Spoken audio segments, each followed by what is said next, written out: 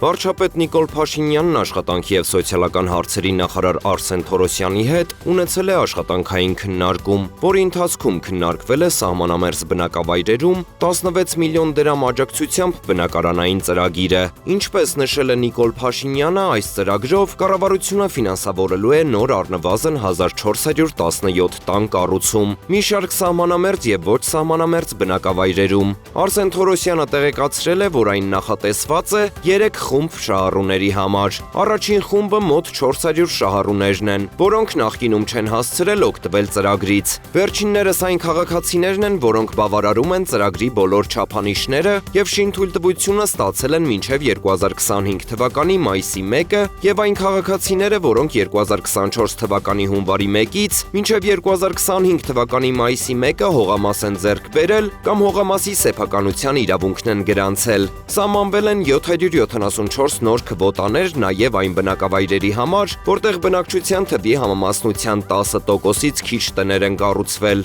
Այս դեպքում ծրագրի հիմնական պայմաններից բացի նախատեսվում է, որ ամուսիններից առնվազն մեկը պետք է վերջին 12 ամիսներին հաշվառված լինի տվյալ բնակավայրում։ Ըստ նախարարի այն կնպաստի համաչափ տարածքային զարգացման ապահովմանը։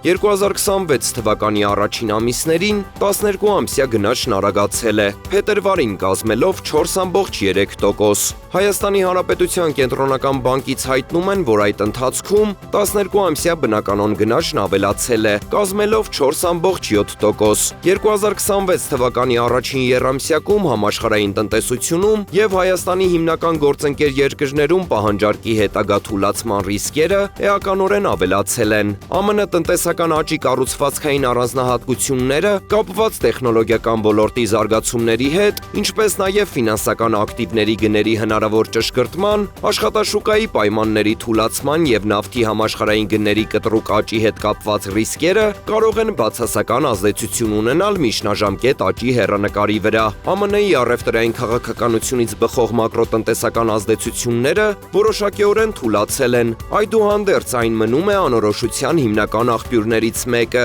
Միջնաժամկետում կիրառվող մաքսատուրքերի հետագա հավաքագրման սահմանափակ հնարավորությունների հետ կապված ԱՄՆ-ի պետական պարտքի ակնկալվող մեծացման պայմաններում երկարաժամկետ տոկոսադրույքների շուրջ անորոշությունն ավելացել է։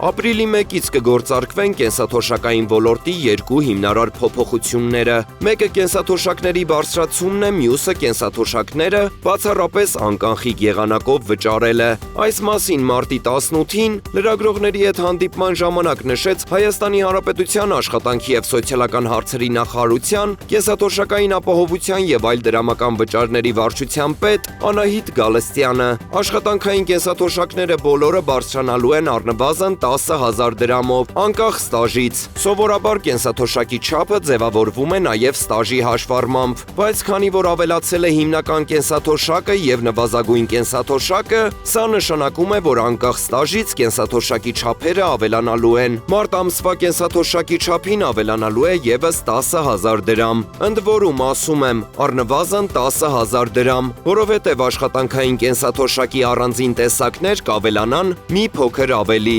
Մասնավորապես այն դեպքում, երբ անձը ստանում է հաշմանդամության խոր աստիճանի սահմանափակումով աշխատանքային կենսաթոշակ։ Կենսաթոշակի չափը կավելանա 14,000 դրամով։ Եթե հաշմանդամությունը սահմանված է ծանր աստիճանի սահմանափակման դեպքում 12,000 դրամով։